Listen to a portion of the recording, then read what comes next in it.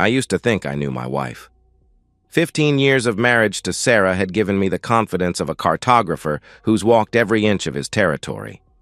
I could map her moods, predict her reactions, anticipate her needs, or so I believed, until the landscape began shifting beneath my feet, revealing depths and dangers I'd never imagined. From my desk in our home office, I stare at family photos scattered across the polished surface. Sarah and I on our honeymoon, grinning at the camera with the naive optimism of people who believe love conquers all. Emma losing her first tooth, Jake scoring his first goal. A family Christmas where Sarah still bothered to coordinate our sweaters. How did we get here? When did the woman in those photos, vibrant, loving, present, transform into this corporate automaton who treats our marriage like an underperforming asset? I'm a software engineer, methodical to my core. I design security systems that protect billions in corporate assets, approaching problems with logic and precision. Sarah used to love that about me. My rock, she'd call me, appreciating the stability I provided as she climbed the corporate ladder with ruthless efficiency. Now she finds me boring, predictable, a detail I've pieced together from fragments of phone conversations and the dismissive way she responds to my suggestions. Mark, we'll circle back on that vacation idea when Q3 settles down, she said last week, not even looking up from her phone when I suggested a family trip to reconnect. The signs have been multiplying. Late nights at the office became her new normal. Business trips doubled, then tripled. Sunday dinners, once sacred family time, now happen without her. Her phone buzzes constantly with urgent work messages she shields from view, turning the screen away whenever I enter the room. Emma asked me yesterday why Mommy doesn't eat dinner with us anymore. I had no answer that wouldn't sound like an accusation or a lie. Jake stopped showing Sarah his drawings last month, after she responded to his proudly presented masterpiece with a distracted while scrolling through emails. I've watched my family disintegrate in real time, my analytical mind cataloging every slight, every dismissal, every moment Sarah chooses her career over us. The data points toward a conclusion I'm not ready to accept. Tonight was different. I walked into our bedroom to find Sarah's laptop open on the bed. Before she could snap it shut, I caught a glimpse of a chat window. 2 fragments burned into my retinas in the split second before the screen disappeared. Can't wait for Friday and Mark won't suspect. It's just work stuff, she said, her voice carrying the hollow ring of someone who's forgotten how to lie convincingly to the person who knows her best. I didn't say it wasn't, I replied, maintaining a calmness I didn't feel. She closed her laptop with a decisive click. I'm exhausted. I'm heading to bed early, she announced, gathering her things. Big day tomorrow? I asked, watching her movements carefully. Just the usual meetings. Nothing special, she answered, not meeting my eyes. As she headed to the bathroom, I noticed something unusual. She took her phone with her. In 15 years of marriage, Sarah had never taken her phone to bed. It always charged on her nightstand, disconnected from her until morning. That small detail, more than the suspicious messages or late nights or business trips, sent ice through my veins. The phone, her constant companion, her connection to whoever waited on the other end of those messages, had become more intimate than her husband. I stood in our bedroom, surrounded by the artifacts of our marriage, and finally admitted what my analytical mind had been calculating for months. My wife was having an affair. The evidence had accumulated past the threshold of reasonable doubt. The question now wasn't whether she was betraying me, but what I was going to do about it. As I heard the shower running, I made a decision. If Sarah wanted secrets and subterfuge, I would give her a master class. The software engineer who specialized in security systems would apply those skills to his own home. My wife had just initiated a game she wasn't equipped to win. The following morning, I found myself oddly calm, like a man who'd finally identified the source of a mysterious noise that had been driving him slowly insane. Sarah left for work earlier than usual, kissing my cheek with distant affection before disappearing into her carefully scheduled day. I watched her car pull out of the driveway, noticed the way she checked her appearance one last time in the rearview mirror, and felt nothing but a detached curiosity. Who was she preparing to impress? For 2 weeks, I'd tried all the digital surveillance methods my software engineering background made available to me. I'd checked her browser history, cleared daily, attempted to access her email, two-factor authentication blocked me, even installed tracking software on our home network. She conducted all suspicious activities on her work devices or mobile data. Sarah wasn't just tech-savvy. She was deliberately covering her tracks. This wasn't carelessness or opportunity. This was calculated deception. I needed a different approach. Technology had failed me, which meant I needed something more primitive, more human. Saturday morning found me in the yard, mechanically trimming hedges as my mind churned through possibilities. So absorbed was I in my plotting that I didn't notice Gus Martinez approaching until his weathered hand appeared over our shared fence, holding out a cold beer. "Looks like you could use this more than the shrubs need trimming," he said, his voice gravelly from decades of cigarettes he'd given up 5 years too late. Gus was everything I wasn't. A 68-year-old former Army Ranger with calloused hands and sharp eyes who spent his retirement tending a vegetable garden and observing the neighborhood with military precision. In the 3 years since he'd moved next door, we'd developed an unlikely friendship. He found my technical knowledge fascinating. I admired his practical wisdom and no-bullshit approach to life. I accepted the beer and took a long pull, the cold bitterness matching my mood perfectly. "Woman troubles?" Gus asked, with the directness of someone who'd seen too much to waste time on social niceties. Something in me cracked, the pressure of suspicion, the weight of evidence, the exhaustion of maintaining a facade of normalcy. "I think Sarah's having an affair," I confessed, the words emerging with surprising steadiness. I expected platitudes about communication or marriage counseling. Instead, Gus nodded slowly, his eyes narrowing slightly. "I've been watching," he admitted quietly. "She leaves every Tuesday and Thursday at 7 p.m. sharp. Returns around 11. Always parks 2 blocks away when she comes home. I see her walking up from Miller Street." The beer nearly slipped from my hand. "You've been watching my wife?" I stammered in disbelief. Gus shrugged unapologetically. "I watch everything in my territory. Old habits from Ranger days. Something felt off, so I paid attention. The revelation hit me like a physical blow. While I'd been fumbling with digital surveillance, Gus had been quietly collecting intelligence through simple observation. He'd confirmed my worst fears with nothing more than military-grade attention to detail.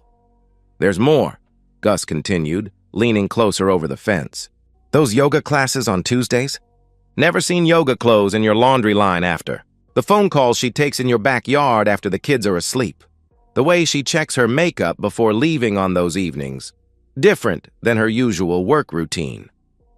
My analytical mind rapidly processed this new data, integrating it with my existing suspicions. "How long have you been noticing this?" I questioned.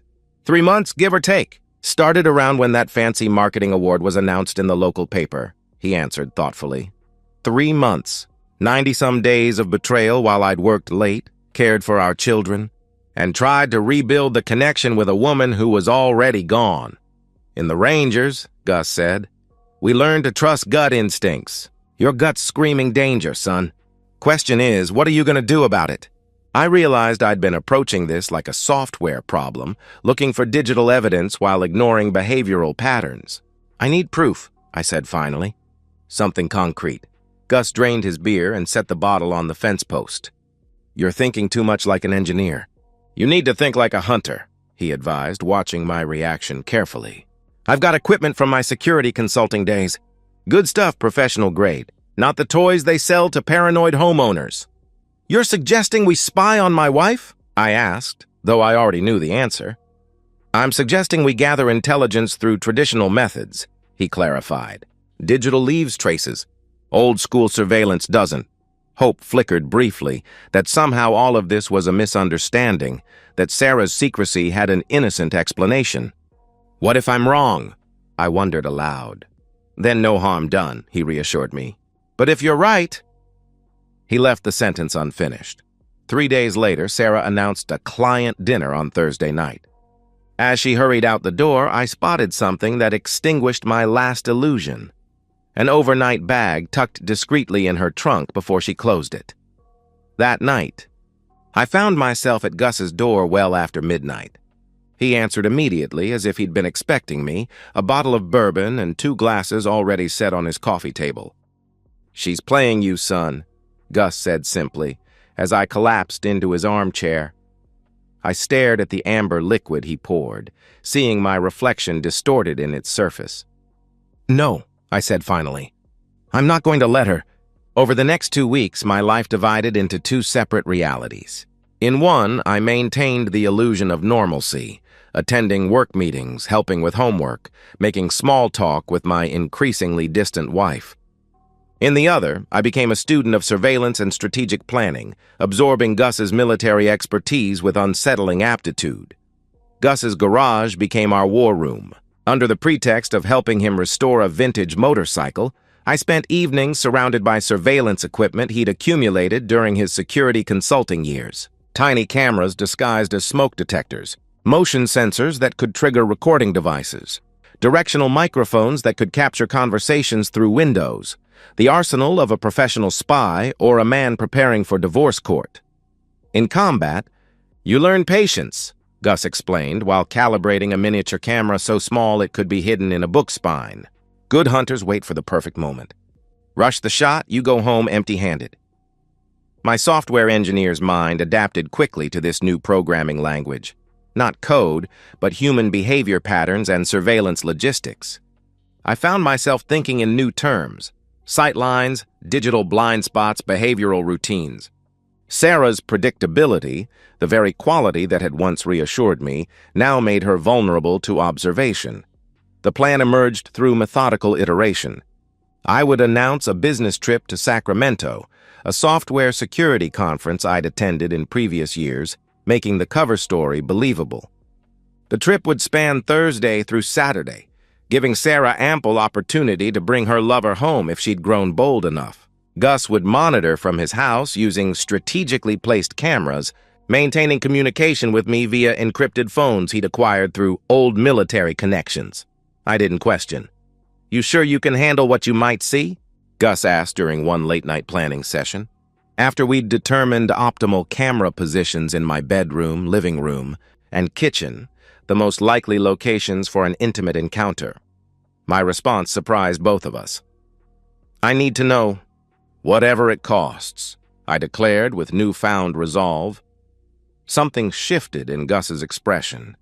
Recognition, perhaps, of how far I'd traveled from the mild-mannered engineer who'd once asked him for gardening tips. "Sometimes evidence isn't enough," he said carefully. "Sometimes you need to send a message." I should have been alarmed by the implication, but found myself nodding instead. "What kind of message?" I inquired. "That depends on what kind of man you discover yourself to be when the moment arrives," he responded cryptically, cleaning a lens. As our preparations intensified, so did Sarah's suspicious behavior. Her absences grew longer, her stories more elaborate. When I mentioned the upcoming conference, she expressed just the right amount of disappointment, while failing to hide the calculation in her eyes. Within an hour, she'd suggested the children might enjoy staying at her mother's house that weekend, giving her time to catch up on work without interruptions. Every detail confirmed our trap was baited perfectly. My relationship with Emma and Jake became poignant during these preparations. They sensed the tension, responding in ways that broke my heart daily. Emma, at 12, had developed a protective coolness towards Sarah, intercepting her brother's questions about Mommy's absences with the preternatural maturity of children who learn to navigate adult failures. 9-year-old Jake simply drew more pictures, mostly of our family standing together, holding hands under impossibly bright suns, as if he could manifest connection through crayon and paper. One night, helping Emma with algebra homework, I realized I was potentially seeing them in their current family dynamic for the last time. After this weekend, everything would change irrevocably. The thought paralyzed me briefly. "Dad, are you okay?" Emma asked, her young face showing concern too advanced for her years. "Just thinking about a tough problem," I replied, forcing a smile. "Is it about Mom?" She probed quietly. The question caught me off guard. "Why would you ask that?" I countered, surprised by her perception. Emma shrugged with deliberate casualness. "You look at her differently now. Like you're trying to solve a puzzle," she observed wisely. Children see everything. I underestimated how much my daughter had absorbed, how clearly she'd read the subtle shifts in our home's emotional temperature. Sometimes grown-up relationships get complicated, I said carefully. Are you and Mom getting divorced? She asked, her voice small but steady. I considered lying, offering reassurance I couldn't guarantee. Instead, I chose a partial truth. I don't know what's going to happen, Em, but I promise whatever changes, my love for you and Jake never will, I vowed sincerely. She nodded, turning back to her equations with the resignation of a child who's already anticipated the answer. The final preparation involved giving Gus a house key, ostensibly for emergency access, but both understood the deeper implications. He would have the ability to enter my home if the situation required immediate intervention. The weight of this decision settled over me as I handed over the key, recognizing I'd crossed a line from passive observer to active participant in whatever came next. Friday morning arrived with strange clarity. I packed my overnight bag while Sarah pretended to sleep, though I caught her watching through barely closed eyes. I kissed the children goodbye, holding them longer than usual, breathing in the scent of their hair, memorizing the feeling of their arms around my neck.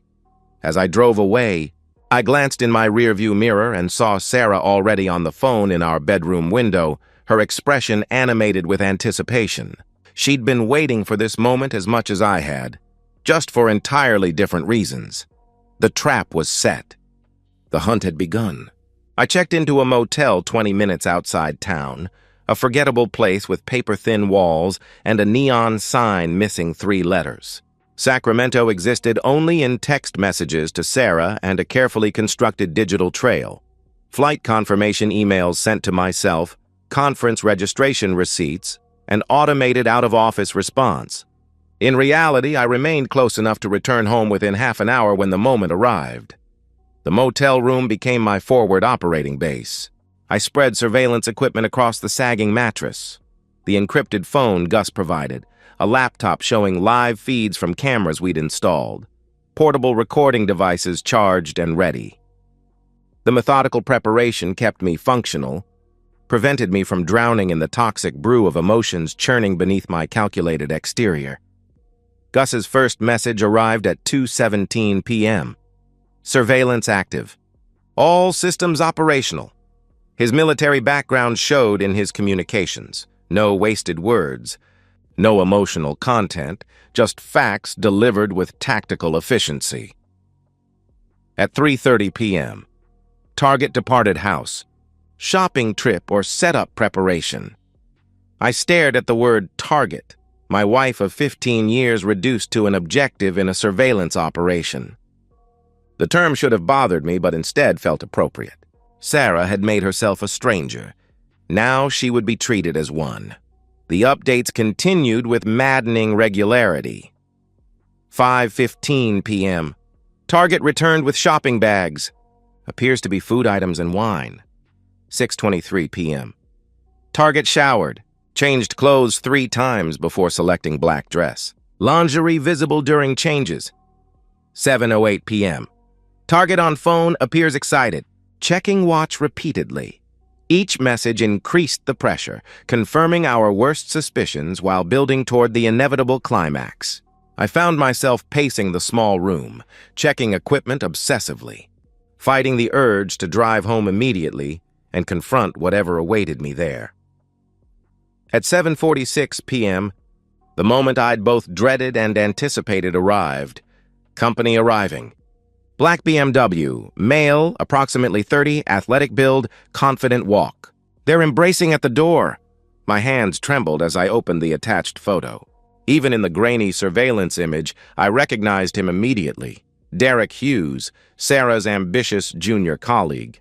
The man she'd mentioned with increasing frequency over recent months, whose name peppered her conversations until it became a constant presence in our home. Derek's marketing brilliance. Derek's innovative campaign strategy. Derek's pitch that landed the client everyone wanted. The betrayal cut deeper, knowing Sarah had chosen someone from her professional world. Someone who represented everything I wasn't. Young, ambitious, part of her daily life in ways I could never be. Gus's updates became more detailed and damaging as the evening progressed. 8:02 p.m. Dinner preparation in kitchen. Physical contact constant. Using your cooking equipment. 8:37 p.m. Dinner in dining room. Drinking wine from anniversary glasses. 9:15 p.m. Moving to living room couch. Physical intimacy escalating. Each message confirmed my marriage's death, transforming suspicion into undeniable reality. But alongside the pain came something else, a cold, calculating fury that surprised me with its intensity. This wasn't just infidelity, it was invasion.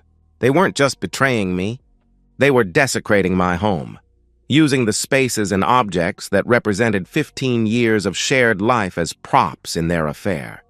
I watched the feed from our living room camera, seeing Sarah laugh at something Derek said, touching his face with familiar intimacy. My wife, in my home, with another man, while our children's photos watched from the mantel. The clinical detachment I'd maintained cracked, revealing something primal underneath. At 10:23 p.m., Gus's most devastating update. Moving upstairs to master bedroom. Target leading subject by hand. I texted back immediately. I'm coming home. Be ready. His response was immediate. Confirmed. Approach with caution. Subject appears physically fit. The drive home passed in a haze of rage and adrenaline. My hands shook on the steering wheel as my mind cycled through images of Sarah and Derek together in our bed, calculating the scope of the betrayal, the duration of the lies, the complete destruction of everything I'd built over 15 years. I parked 3 blocks away, following the protocol Gus and I established during planning. He met me at the designated corner, dressed in dark clothing that made his military background suddenly obvious. His expression showed the same cold determination I felt radiating from my core.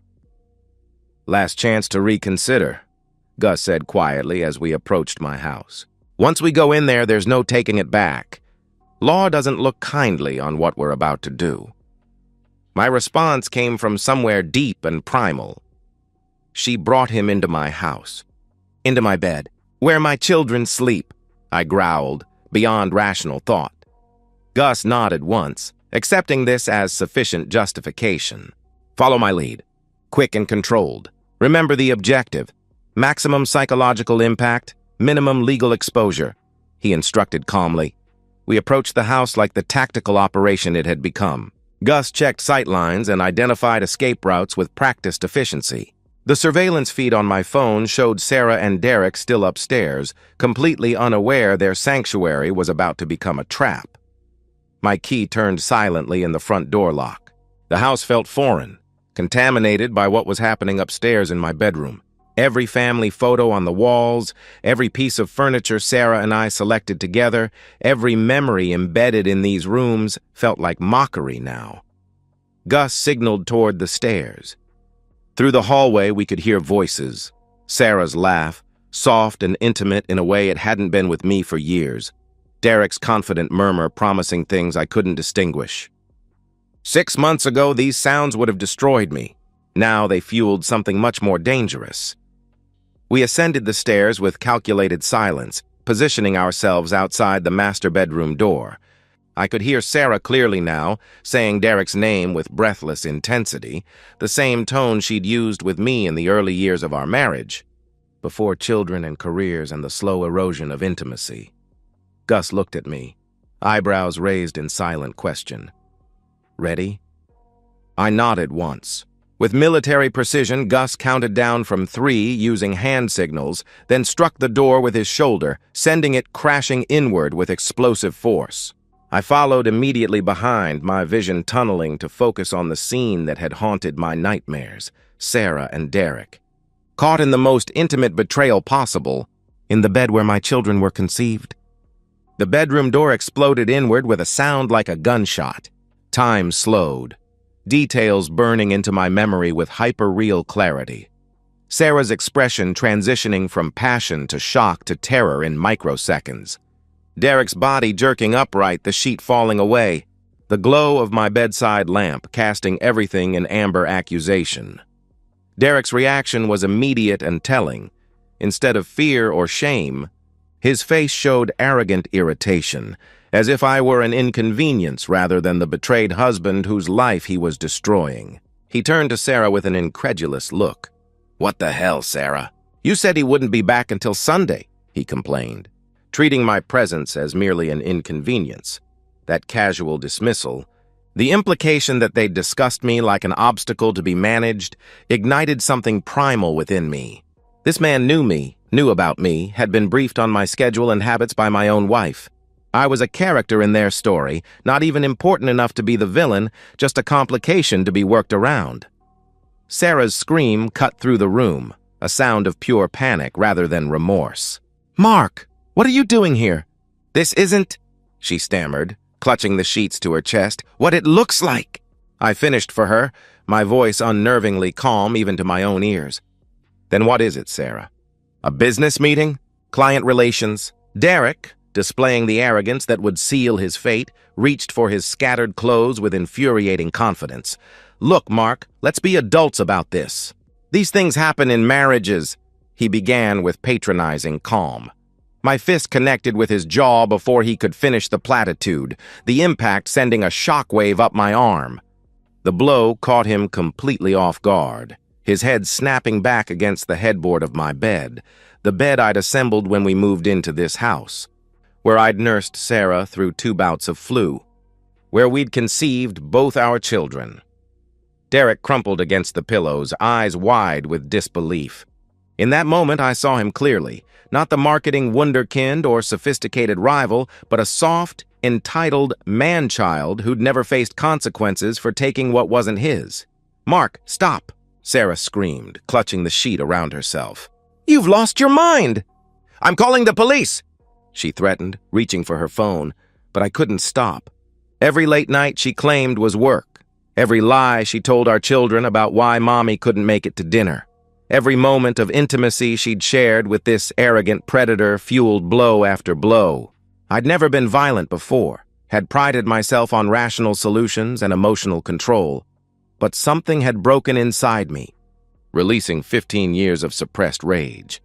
Gus moved with the calculated efficiency of someone who'd done this before, not participating in my assault on Derek, but positioning himself to ensure the younger man couldn't escape or retaliate.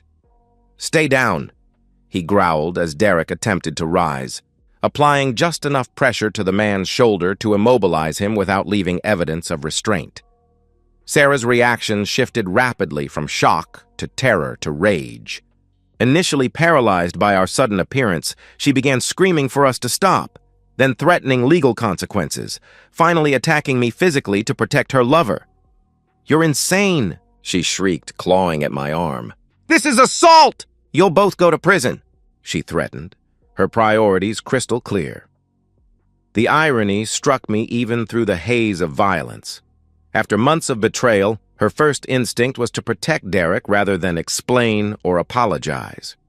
Her true loyalty had been revealed in crisis, and it wasn't to her husband or children. Derek, bloodied but defiant, made the critical mistake of trying to fight back, shoving me away with unexpected strength and reaching toward the nightstand drawer.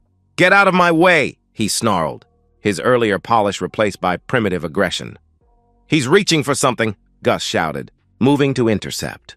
What happened next occurred with dreamlike inevitability. Gus, reacting to a potential threat with his military training, applied a restraint technique that went wrong when Derek continued struggling. There was a sickening sound, not quite a crack, more like wet branches breaking, and Derek went limp. His breathing suddenly shallow and labored. Sarah's scream changed pitch, becoming something primal and horrified.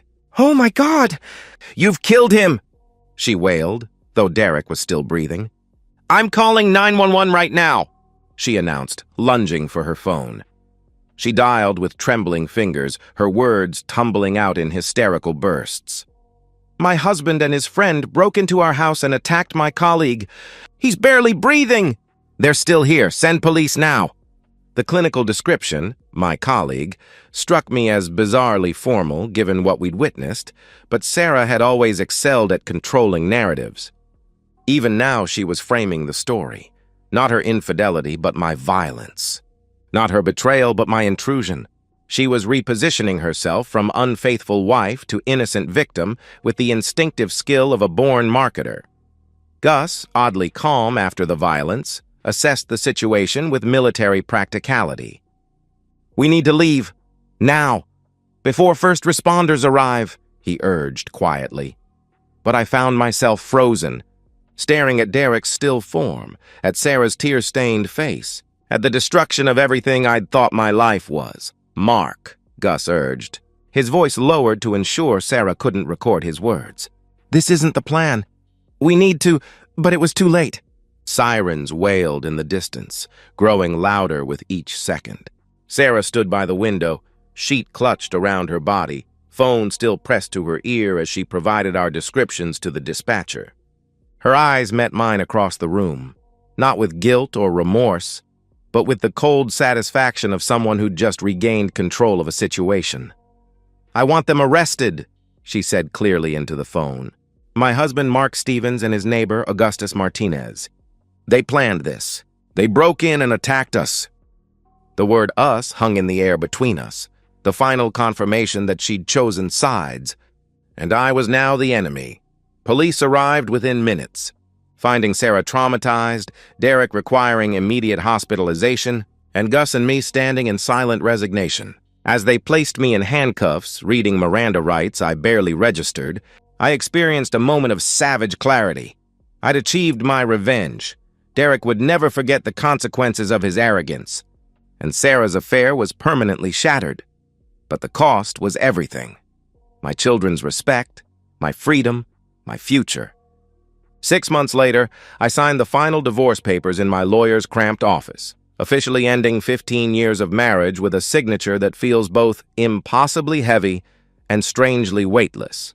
The pen scratches across the page, a period at the end of a story I never thought I'd be telling. That concludes our business. "Mr. Stevens," my attorney says with the practiced neutrality of someone who's witnessed too many families implode to feel anything anymore. The custody arrangement stands as previously discussed. Supervised visitation only, pending completion of your anger management program and psychological evaluation, he reminds me dispassionately.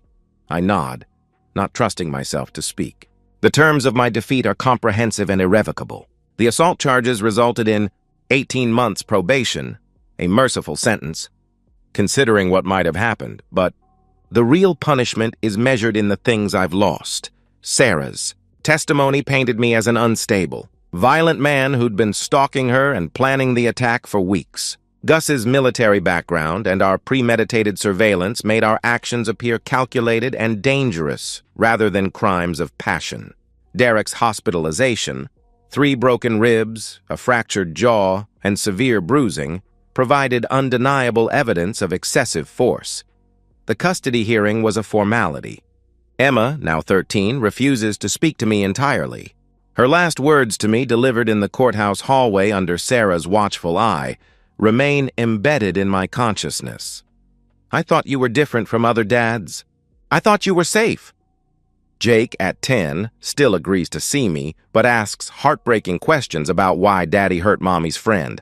The children I tried to protect from Sarah's betrayal now need protection from me. The greatest irony is Sarah's transformation. The assault turned her from unfaithful wife to traumatized victim overnight, garnering sympathy from friends, family, and colleagues who rally around her strength in leaving a dangerous marriage. Our mutual friends chose sides unanimously, hers. Even my own parents expressed cautious concern about my mental state rather than support. Derek, recovered but scarred, received a promotion and transfer to the company's London office, a fresh start funded by corporate sympathy for his workplace violence experience. His Instagram shows him exploring European cities, apparently untroubled by the destruction in his wake. I live alone in a studio apartment across town, working contract jobs since my employer terminated me following the conviction. The methodical software engineer who once planned elaborate family vacations now struggles with basic social interactions. Marked forever by my reputation for violence, Gus, surprisingly, received a lighter sentence due to his veteran status. During one of our rare conversations, he showed no remorse. Sometimes justice requires blood, he told me, still believing we'd done what was necessary. But I've learned the hard difference between justice and vengeance. Justice builds something better, while vengeance only destroys. I set the perfect trap, only to discover too late that I was the prey all along. In seeking to punish betrayal, I became something worse than a victim. I became unrecognizable to myself and to the children who once thought I hung the moon. Sarah may have destroyed our marriage, but I destroyed myself. And so, we've reached the end of today's story. Was it what you expected, or did it take a twist you didn't see coming? I'm curious to hear your thoughts. Share them in the comments below, and let's get a conversation going. If this story kept you hooked, make sure to hit that like button. And if you're new here or just haven't subscribed yet, now's the perfect time to join our community. I bring you fresh, captivating stories every day, so click that subscribe button and turn on notifications so you never miss out. Thanks for watching, and I'll see you in the next one.